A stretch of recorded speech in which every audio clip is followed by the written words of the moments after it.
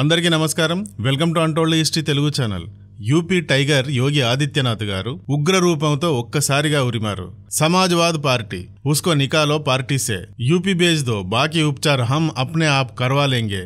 ఆ వ్యక్తిని పార్టీ నుండి తొలగించి యూపీకి పంపించండి, మేము అతనికి చికిత్స చేస్తాము అని అన్నారు. ఔరంగజేబుని అసెంబ్లీ సాక్షిగా వీరుడు, శూరుడు అని పొగిడి ఛత్రపతి శివాజీ అండ్ ఛత్రపతి శంభాజీలను గురించి మాత్రం అవమానకరంగా వాగిన ఒక ఎమ్మెల్యేని అతడిని యూపీకి పంపండి, ట్రీట్మెంట్ ఇస్తాం అంటూ ఉరిమారు యోగి గారు. మరి ఔరంగజేబును పొగిడిన ఆ ఎమ్మెల్యే ఎవరు, ఏమని వాగాడు, ఆ తర్వాత అసెంబ్లీలో ఎలా దుమారం లేచింది, యోగి గారు ఏమన్నారు, అసెంబ్లీలో పొగిడేంతగా ఆక్రమణదారుడు, హిందూ ద్వేషి అయిన ఔరంగజేబులో ఏముంది, అతడు ఎంత కిరాతకుడు అనే విషయాలను ఈ వీడియోలో చెప్తాను. వీడియో అయితే చాలా చాలా ఇంట్రెస్టింగ్ గా, ఇన్ఫర్మేటివ్ గా, ఇంప్రెసివ్ గా ఉంటుంది. మరి దయచేసి వీడియో రీచ్ కోసం ఒక్క లైక్ అయితే ఇచ్చి స్టార్ట్ చేయండి. ఔరంగజేబుని అసెంబ్లీలో తలకెత్తుకుని మోసిన వ్యక్తి ఇమేజ్ ఇచ్చాను చూడండి.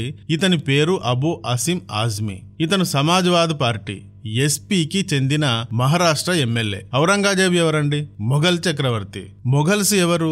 భారత్ పైకి ఆక్రమణకు వచ్చిన ముస్లిం రాజులు.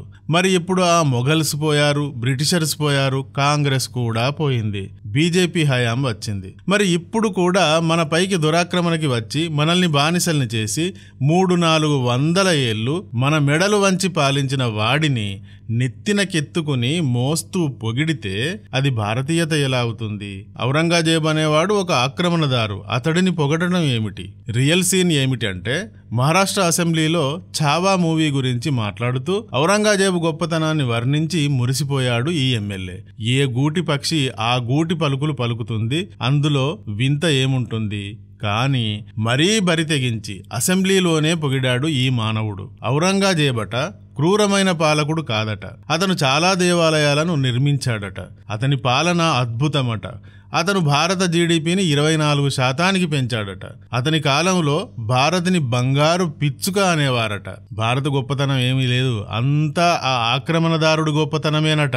ఇలా ఔరంగజేబుని వీపు మీద వేసుకుని మహారాష్ట్ర అసెంబ్లీలో ప్రదక్షిణలు చేశాడు ఈ మానవుడు. చావా సినిమా సూపర్ హిట్ అవ్వడం, శంభాజీ మహారాజు పాత్ర ప్రేక్షకులకు కంట తడి పెట్టించడం, ఔరంగజేబు క్రూరత్వాన్ని ప్రేక్షకులు తెలుసుకోవడం చూసి ఇతనికి కింద మీద మంట పుట్టినట్టుంది. ఔరంగజేబు బంధువులాగా ఔరంగజేబు పైననే కీర్తనలు చేశాడు. ఇంకా ఏమయ్యా పెద్ద మనిషి, ఔరంగజేబుని గొప్పోడు అంటున్నావు, అతడు శంభాజీ మహారాజుని దారుణంగా హింసించాడు, కళ్ళు పొడిచాడు, గోళ్లు పీకాడు, చర్మం చీల్చాడు కదా అని అడిగితే, అబ్బే అదంతా రాజకీయ యుద్ధం అంతే అని శంభాజీ మహారాజు పైన జరిగిన హింసను తేలిగ్గా కొట్టిపారేశాడు. ఇదంతా అసెంబ్లీలో జరిగింది. ఔరంగజేబు క్రూరుడైనా, అక్రూరుడైనా, పరమ చెత్తగాడైనా, పరమ ధార్మికుడైనా మనకెందుకు? పరమ కిరాతకంగా భారతిని బానిసను చేసి పాలించిన పరాయి పాలకుడు, కేవలం పరాయి పాలకుడు, అతడిని మోసే కర్మ మనకెందుకు? రియల్ సీన్ లోకి వస్తే, మహారాష్ట్రలో మహాయుతి ప్రభుత్వం ఉంది కదా, ఇక వారు ఒక్కొక్కరు ఒక్కొక్క రకంగా వేసుకున్నారు ఇతడిని. తర్వాత సభ మొత్తం వాగ్వాదాలతో దద్దరిల్లింది. ఏక్నాథ్ షిండే ఆజ్మీ పైన నిప్పులు కక్కారు. ఆజ్మీని వెంటనే సస్పెండ్ చేయాలన్నారు. ఇతనొక దేశద్రోహి, సభలో స్థానం ఉండకూడదు ఇతనికి. శంభాజీ మహారాజుని అవమానకరంగా మాట్లాడి క్రూరంగా ప్రవర్తించిన ఔరంగజేబును పొగిడి మన జాతీయ నాయకులను, మరాఠా వారసత్వాన్ని అవమానించాడితడు. ఇలా చెప్పినందుకు ఇతనిపై దేశద్రోహం కేసు వేయాలి అన్నారు. ఒక అసెంబ్లీ సభ్యుడై ఉండి ఔరంగజేబును కీర్తిస్తూ శంభాజీని విమర్శించడం హోదాకు తగినది కాదు. ఇది శాసనసభ అండ్ ప్రజాస్వామ్యాలను అవమానించడమే అంటూ మహారాష్ట్ర కేబినెట్ మంత్రి చంద్రకాంత్ పాటిల్ అన్నారు. ఇంకా మహారాష్ట్ర ముఖ్యమంత్రి దేవేంద్ర ఫడ్నవీస్ గారితో సహా అంతా అజ్మీ చెత్త ప్రేలాపనలను పెనం మీద వేసి పేలాలను వేయించినట్టుగా వేయించారు. అరే ఓ వేపు చావా సినిమాను చూసి జనం శంభాజీ మహారాజును తలుచుకుని గుండె బరువెక్కి కన్నీళ్లు పెట్టుకుంటూ ఉంటే, భావోద్వేగంలో మునిగి ఉంటే విమర్శించడానికి వీడెవడండి? ఇంట్లో అలా మాట్లాడుకోవాలి. తమలాంటి చిలుకల మధ్య మాత్రమే ఈ చిలుక పలుకులు పలకాలి. ఎవడో బజారులో ఊరు పేరు లేని గొట్టంగాడు ఇలా వాగితే ఓకే, ఏమీ చేయలేం, అలాంటి వారు చాలా మంది ఉంటారని వదిలేయచ్చు. ఎందరో అలా వాగేవాళ్ళు ఉన్నారు.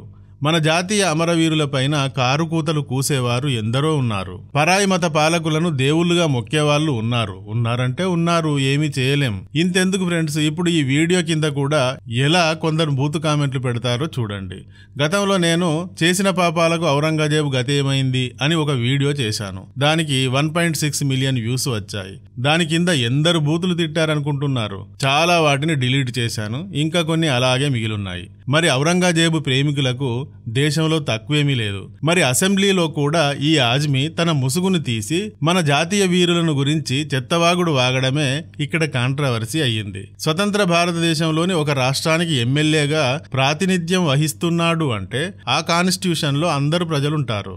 మరాఠా యోధులను, సంభాజీ మహారాజును నిత్యం స్మరించుకునేవారు ఉంటారు. ఈ గొట్టం వీరందరికీ ప్రతినిధి అయి ఉండి వీరు గౌరవించే సంభాజీని ఎలా విమర్శిస్తాడు? సో అందుకే ఇతని సీన్ సితారా చేశారు, సభ నుండి సస్పెండ్ చేశారు. శివసేన పార్టీ ఎంపీ నరేష్ మహాస్కే అనే అతను థానేలోని వాగ్లే ఎస్టేట్ పోలీస్ స్టేషన్ లో కేసు కూడా ఫైల్ చేశాడు.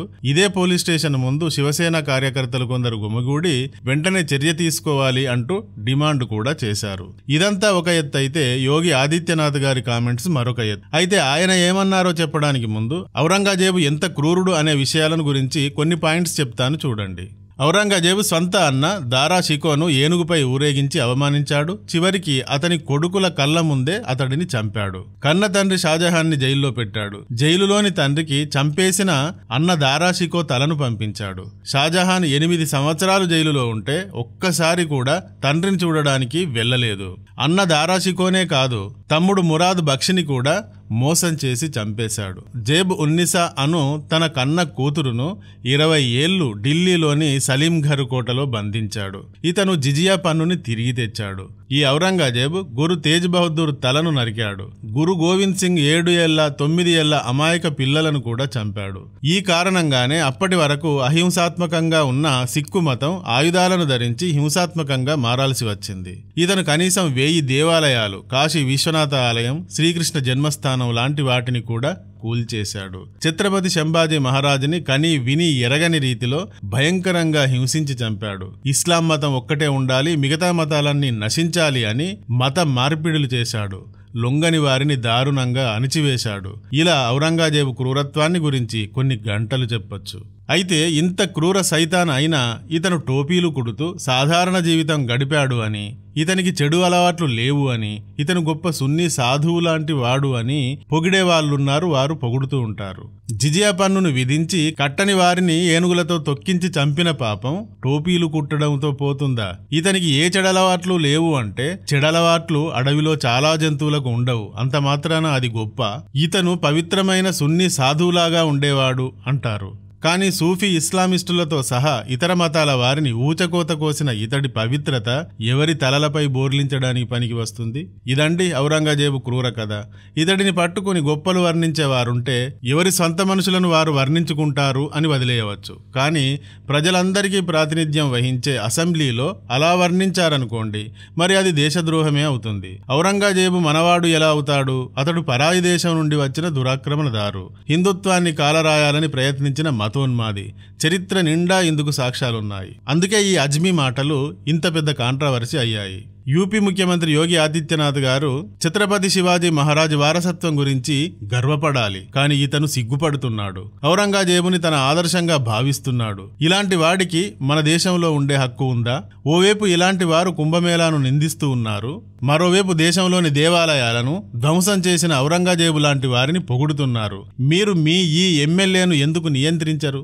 మీరు అతని ప్రకటనను ఎందుకు ఖండించరు? అంటూ సమాజ్వాదీ పార్టీ పైన నిప్పులు కురిపించారు. ఇతడిని మా యూపీకి పంపించండి, మేము ట్రీట్మెంట్ ఇస్తాం అంటూ ఉరిమారు. చివరికి ఈ ఎస్పీ ఎమ్మెల్యే తప్పు ఒప్పుకుని క్షమాపణలు చెప్పాడు. నా మాటలు ఎవరికైనా బాధను కలిగిస్తే ఆ మాటలను వెనక్కి తీసుకుంటున్నాను అన్నాడు. చూడండి ఫ్రెండ్స్, ఇది సంగతి. కుంభమేళాను గురించి ఎస్పీ చీఫ్ అఖిలేష్ యాదవ్తో సహా ఎందరో ఎన్ని విధాలుగానో నిందించారు, ఆరోపణలు చేశారు. అజ్మీ అనే ఎస్పీ ఎమ్మెల్యే ముస్లిం కావచ్చు గాని కుంభమేళాను గురించి అవాకులు చెవాకులు మాట్లాడిన వారు హిందువులే. ముస్లింల ఓట్ల కోసం వీరంతా అలా మాట్లాడారు. హిందువులే అయి ఉండి కుంభమేళా పైన దారుణమైన కామెంట్లు చేశారు. మరి ఇప్పుడు మాత్రం వీరు అజ్మీ మాటలను చూసిన తర్వాత కూడా కుక్కిన పేనుల్లా పడి చూస్తున్నారు. మరి దీనిని మీరు ఎలా చూస్తారు ఫ్రెండ్స్? మీ అభిప్రాయం ఏమిటో కామెంట్స్ లో తెలియజేయండి. ఈ వీడియో గాని నచ్చితే ఒక్క లైక్ ఇవ్వండి. అలాగే ఇంతవరకు మా ఛానల్ కి సబ్స్క్రైబ్ చేసుకున్నట్టయితే వెంటనే సబ్స్క్రైబ్ చేసుకోండి. ఇలాంటి వీడియోల నోటిఫికేషన్స్ కొరకు బెల్ ఐకాన్ని కూడా క్లిక్ చేయండి. Thank you for watching.